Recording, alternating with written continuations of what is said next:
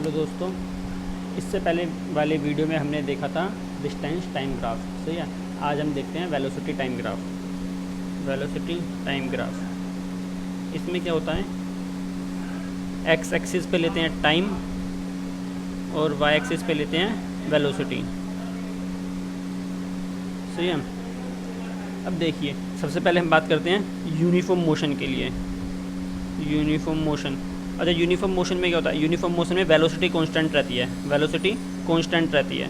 सही है। तो अगर वेलोसिटी कांस्टेंट रहेगी, कोई भी वेलोसिटी अगर कांस्टेंट रहेगी, तो इस ग्राफ में अगर मान लीजिए किसी ऑब्जेक्ट की वेलोसिटी मान लीजिए ये रखा 0, 5, 10, 15, 20, ये टाइम सेकंड में चलता जा रहा है, 25, 30 से, और वेलोसिटी 2.5, 5, फिर 7.5, फिर 10, फिर 12.5, इस तरह से जाने लगा। सही है। फिर 15, मान लीजिए किसी भी ऑब्जेक्ट की वेलोसिटी 15 है। सही है। और वो यूनिफॉर्म मोशन की बात करें तो वेलोसिटी कांस्टेंट रहेगी, यानी कि वो 15 की 15 रहेगी थ्रू आउट दी मोशन। सही है। थ्रू आउट दी मोशन, ये स्ट्रेट लाइन में इस तरह से। हाँ, तो इस ग्राफ में यानी कि एक हॉरिजॉन्टल स्ट्रेट लाइन हमें मिलती है कांस्टेंट वेलोसिटी के केस में। सही है। अच्छा, अगर अब मैं किसी पर्टिकुलर टाइम इंटरवल के लिए, मान लीजिए टाइम इंटरवल है T1 और T2, इस टाइम इंटरवल के लिए मैं अगर डिस्प्लेसमेंट निकालना चाहूँ तो कैसे निकालेंगे। इसमें क्या करते हैं, इस पर्टिकुलर टाइम इंटरवल पे डिस्प्लेसमेंट निकालने के लिए इससे परपेंडिकुलर ड्रॉ करेंगे इस तरह से, और जो area covered by this graph होगा, velocity time graph, that gives the magnitude of displacement. Okay.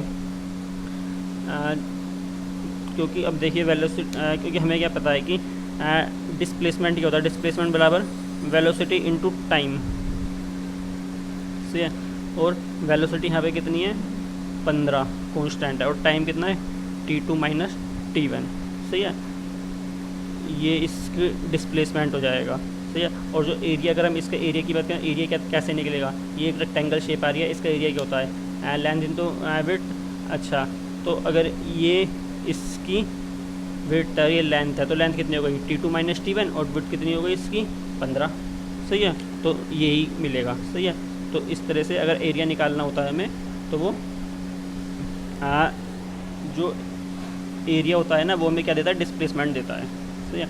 अच्छा, ये हमने बात की थी यूनिफॉर्म मोशन के लिए। अगर मैं तुमसे बात करूं यूनिफॉर्म एक्सक्लेरेशन के लिए, इस बार मैं बात करता हूँ यूनिफॉर्म एक्सक्लेरेशन के लिए।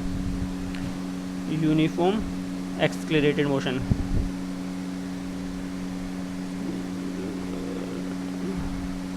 सही है। अच्छा, यूनिफॉर्म एक्सक्लेरेशन में क्या होगा, यूनिफॉर्म एक्सक्लेरेशन में क्या होता है, सेम टाइम इंटरवल के लिए ना वेलोसिटी में चेंज जो आता है वो भी सेम होता है। जैसे कि चलिए देख लेते हैं, एक टेबल देखते हैं। ये है टाइम, ये है वेलोसिटी। मान लीजिए टाइम 0 तो वेलोसिटी 0। टाइम कितना है, 5, तो मान लीजिए इसमें चेंज आया 2.5 का। टाइम हो गया 10, तो इसमें आ गया फिर से चेंज 2.5 का। फिर टाइम हो गया 15, फिर से इसमें 2.5 का चेंज आ गया। फिर टाइम हो गया 20, फिर से इसमें 2.5 का चेंज आ गया। सही है। तो सेम इंटरवल ऑफ टाइम के लिए सेम चेंज आ रहा है वेलोसिटी में। तो अगर वेलोसिटी में सेम चेंज आता है तो इस टाइप को मोशन को बोलते हैं एक्सक्लेरेटेड मोशन। ठीक है। तो एक्सक्लेरेटेड मोशन के लिए हम देखते हैं एक्सक्लेरेशन मोशन में क्या होता है। तो चलिए मैं आपको नेक्स्ट पेज बता, देखिए एक्सक्लेरेटेड मोशन में किस तरह से होगा ये, वेलोसिटी टाइम। सही है। 0, 5, 10, 15, 20, 25, 2.5, 5, 7.5, 10, 12.5। सही है।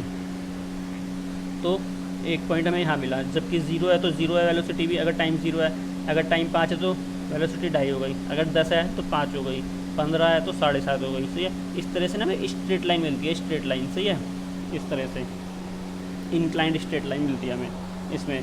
हाँ। अच्छा, अगर मैं बात करूँ डिस्प्लेसमेंट की, तो मैंने क्या बताया था, किसी भी पर्टिकुलर टाइम इंटरवल, अगर ये T1 टाइम है, ये T2 टाइम है, इस टाइम इंटरवल के लिए अगर हमें डिस्प्लेसमेंट निकालना है तो।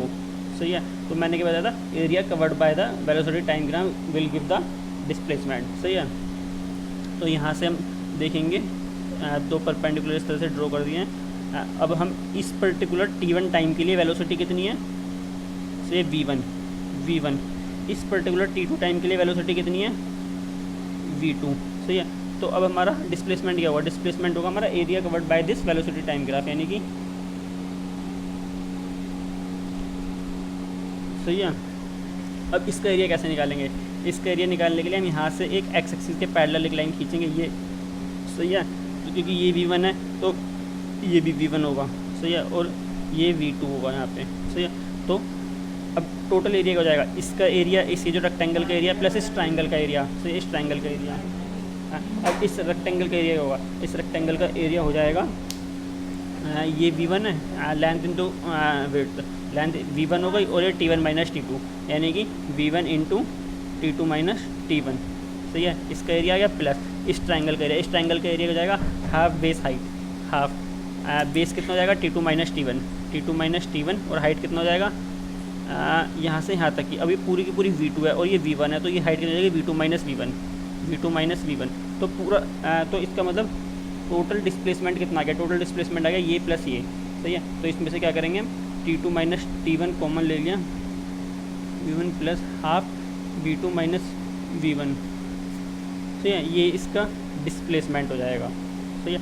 अच्छा, ये बात करी थी हमने यूनिफॉर्म एक्सक्लेटेड मोशन की। अगर मैं बात करूँ नॉन यूनिफॉर्म एक्सक्लेटेड मोशन, अगर नॉन यूनिफॉर्म एक्सक्लेटेड मोशन की बात करूँगा तो उसमें जो वेलोसिटी चेंज होगी ना टाइम के साथ में, वो रैंडम चेंज होगी, सही है, यानी कि सेम इंटरवल ऑफ टाइम के लिए सेम वेलोसिटी चेंज नहीं आएगा, वो रैंडम चेंज आएगा। अगर ये टाइम t है, ये वेलोसिटी v है, सही है, मान लीजिए 0 पे 0 है, 5, 10, 15, 20, सही है। मान लीजिए 5 पे इसमें 2.5 का चेंज आ रहा है, तो 10 पे पता लगा ज़्यादा का आ जाएगा, 2.5 से ज़्यादा का आ जाएगा, 3.5 का आ जाएगा, फिर पता लगा 4 का आ जाएगा, फिर पता लगा 2 का ही आया है, ऐसा भी हो सकता है, ऐसे कुछ भी आ सकता है, सही है।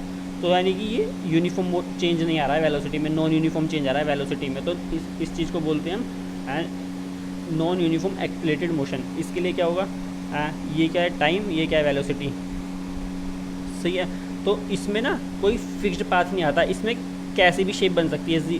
अगर हम पॉइंट्स को ड्रॉ करेंगे तो 0, 5, 10, 15, 20 और ये भी, तो यहाँ पे ये है, यहाँ पे इस तरह से एक पॉइंट मिला, फिर दूसरा हमें यहाँ मिल गया, तीसरा हमें यहाँ मिल गया, चौथा पता लगा हमें यहाँ मिल गया, पाँचवा यहाँ मिल गया, सही है। इस तरह से कोई पर्टिकुलर फिक्स्ड इसका कोई पाथ नहीं होता है,